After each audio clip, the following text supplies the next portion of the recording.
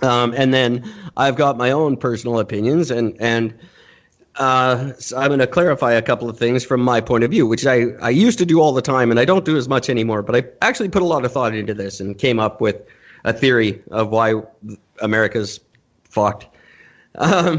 So the first thing this guy mentioned, the two stories that didn't make the news, is that Iran started this conflict. Iran killed an American soldier.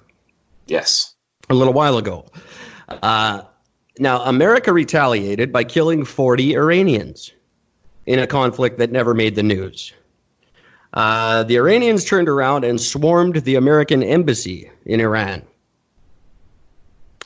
So Donald Trump ordered the death of this very, very bad man. Now, this guy's responsible for over 600 American deaths. He was not a nice person. No. He was been operating for a very long time. Now, see, the problem is what Trump has done is skipped a few steps and pissed off a lot of people. Now, this guy was on what they did. They hand Donald Trump a piece of paper, and it's got what happened and what his options are. And at the bottom of the piece of paper, apparently, there's a skull and crossbones. And Trump said, "What's that skull and crossbones?" And they said, "Oh, it's this guy." And Trump said, "I want this guy." Now, they handed that same piece of paper to George Bush. And George Bush realized that the net loss for killing this man would be too great. It's going to piss off a lot of people. The militants are going to get like 1,000 new recruits because of it, or 1 million new recruits because of it. Sorry. It's going to cause way more shit than it's worth. 10 years ago, Obama got the same offer, and him and his team decided this guy, taking him out was an option at that time. And Obama and his team decided, no, the problems it'll cause are greater than taking out this one guy. Trump, on the other hand, Trump being Trump, said, yeah, I want that guy. We're going to do that one. And I know that because Trump, one of the things Trump admitted during an interview thing or whatever news thing, he, when asked why he didn't notify Congress, he openly stated, he says, because they can't be trusted because they leak too much information. This is why I was able to get away with. This is why I was able to do what I was able to do, because I didn't tell the Democrat or the he didn't tell the left because. Now, can you really blame him for that, though? Honestly, no, because they would. Everything that's going on, like no matter what. Now he did it wrong. Okay, killing this guy was not militarily strategic. They're right. It pissed off a lot of people. 1 million new recruits are signing up, and we're kind of fucked because we didn't follow the general rules of like how these things go. What we should have done was go and kill 70 soldiers. And then they would have came, and the back and forth. It's just an understood. It's kind of a chess game. It's kind of a chess game, and he broke the rules. He tried to solve the problem. yeah, exactly. But it doesn't. It does create more problems than it's worth. Now, should this man have died? Absolutely. He's an evil motherfucker. There's no doubt he needed to die. But this way pisses people off, and the problem is. Now, if Iran had an aircraft carrier and America had an aircraft carrier in the Persian Gulf and they were fighting, America would win, no problem, every time. In a fair fight on a level playing field, America wins that fight every time. Yeah. But Iranians don't play that way, and they don't fight that way. They use IUDs, and they use child soldiers, and they use dirty tricks. And that's the problem now. What Trump has done is by playing that card far too early, it throws off his team because they don't know what's coming now. If you go step by step, you kind of know what it's a chess game, right? You know what the other player is going to do next. But now Trump has pissed them off, and nobody knows what they're going to do next. Mm-hmm. So that was what I took away from Mike Murphy talking about it last night. It was great to hear him talk about it. And there was a little more that he had to say, but not a tremendous amount. And then there's not a lot he can say either, right? Because you can't go revealing a lot of military strategy on a No. podcast. You never know who's listening. But here's the thing that struck me. You have Sunnis and Shias, and they hate each other, and they fight all the time. So what crossed my mind, the natural state for these people is conflict. Like they're fighting a fight. They don't even know why they're fighting. They're like the Irish. They're fighting their father's fight. They don't know why. They're just fighting it because it's their father's fight. And their children will be raised to fight that fight. But their natural state is conflict. And what I was saying last night about you can't beat people who have nothing to lose. These people, this war has been going on since the 70s, basically, on and off. And these people, it's just in their blood. It's what they do all the time. We're not wired that way anymore. We don't do that. And here is my takeaway from it.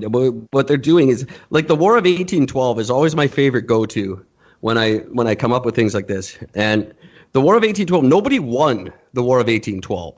We all just stopped the War of 1812 because we looked around. There was four sides fighting, and we realized Britain was sending swarm after swarm after people. America was sending swarm after swarm of people.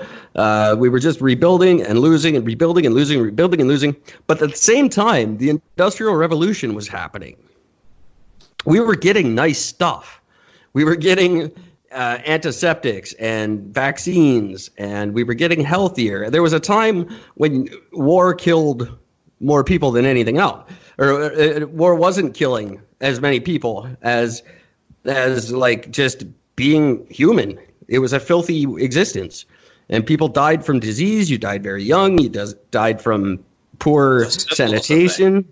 So going to war made sense. And then we started getting really nice shit. And then we started living longer and living full, good lives. And then all of a sudden, dying in war didn't make as much sense. And in the War of 1812, we all just went, okay, look, this is never going to fucking end. Let's just stop it. Okay, you can have Quebec. We'll take Ontario. You can have America. You Indians, you can have this. Let's just fucking stop, because this is never going to fucking end. We got nice shit now. Let's go stop this and go do it. And that's the way we are now. That's why we don't, all the bitching you and I do about why don't we raise arms and why don't we attack and why don't we have military coups here? It's because we don't want to. We got nice shit. It's, we just not that, it's been bred out of us, that warlike thing, because we don't want to screw up what we've got. And that's what these people don't have yet. They will drag this out forever because it hasn't been. Because that's all they know. It's all they know, and they've got nothing to go home to. Dying in war is better than dying of hunger or any other of the bullshit ways they could die there. And they just, and then even when they're not fighting us, they're fighting each other. It's just, that's the problem. We're not made to stay in a conflict forever. They are. And we need to tell... They know how to hold a grudge. Yeah. And we no longer do. And we don't want to. Like, and I'm that type. I just like, okay, how do we fix this? How do I walk away from this right now? I'm done with this conversation. That's how I always do things. Okay, this conversation's done. How do we fix this right now so we both walk away and not kill each other? Okay. And they're not there yet. And this thing is going to go on for fucking ever. I don't think they ever will be. I mean, it's been how long? Well, they've been forever. They just don't. They don't want to. They need to do what we did in the 20th century before they reach that point that we reached. They need their industrial revolution. They need their education system, their hospital system, their everything changed, and then they'll get there as well. Every westernized nation gets there eventually. It happened in World War II too. Honestly, nobody won World War II. Germany was regrouping. Russia was regrouping. Britain was pretty tired, but America stepped in to take their place. Japan was regrouping until the nuclear bomb. That war would have continued, but everyone did the same thing. They went, look, fuck. We're just going to wipe each other off the map. And then what's the fucking point? And everyone went, yeah, that's good. Let's back the fuck off. Except for Hitler. He just went and killed himself like a pussy. But well, the weird thing was, have you ever seen what Iran was like in the 60s and 70s? Oh, absolutely. Yeah, before the Sharia. It looked like America. Yeah, that was before the Ayatollah. They wore American clothes. Yeah, they were American. So they had that. They did. And but then in 1979, they had the revolution, and that fucked it all back up again. Yeah, and what you've got now is small tribes that all hate each other and all have just enough money to buy new guns every time. It's nasty. It's a nasty place to be, and it's a nasty place for us to be. And again, we're not going to win, and they're not going to fight fair. I heard they fired off some missiles last night. I didn't hear where or when. Yeah, the missiles they fired off, they hit 2 American military targets, but they were unmanned military targets. Like they'd already been emptied, which was, I think that was a good thing for them to do. It was allegedly intentional that they went for as little casualties as possible. Right, and they did. They got 0 casualties.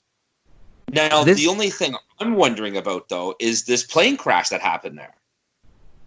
Yeah, that's going to have to be looked into. I can't see any way that wasn't an air-to-ground missile or something took down that plane. Planes don't just crash anymore. They're refusing to hand over the black box. Yeah, that right there says something.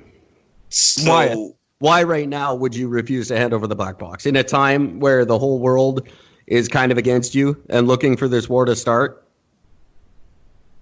Which, in my opinion, is why if they didn't shoot it down, in my opinion, their whole thing would have been to be able to say, "Hey, look, fuck everybody, but we didn't do this." Yeah, exactly. So here's the box. That makes perfect sense if they didn't do it. And they even have the legal option to hand it off to a third party. Yeah, of course. That's not involved in any of this, to say, "Here, look, we'll give it to you guys, and you guys do whatever you fucking want with it, whatever." But nope. They're refusing to give it up. And the really weird thing about this is it is on every major news site is this Boeing thing, because you had 176 people killed, 63 of them were Canadians. Yeah, that hasn't happened since the 80s. Right? It is on every major news site except for one. Fox News is not covering it. That makes sense. It doesn't, though. Fox News could use this to, well, clearly they blew it up so they could promote the war that they want. I'm not sure that Fox News wants this war. I'm not sure that Republicans want this war. This is Trump's war. Yeah, but Fox News is all about Trump. Fox News is all about Republicans. So I don't know. I don't know that. I think the reason he sidestepped Congress, honestly, is because nobody wants this to happen. I don't think it's World War III.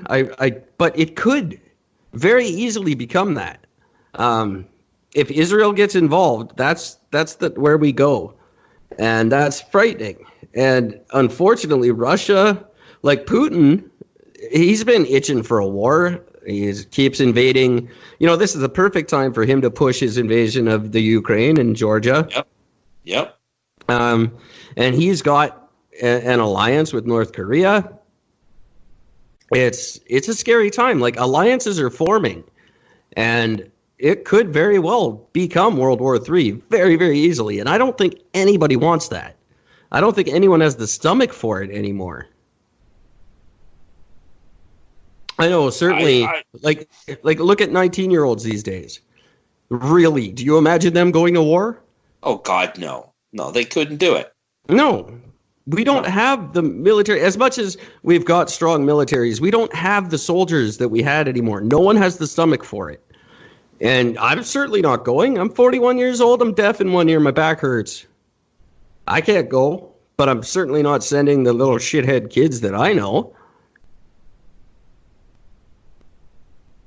And we don't have the technology to not send people yet. We will soon. There'll just be people.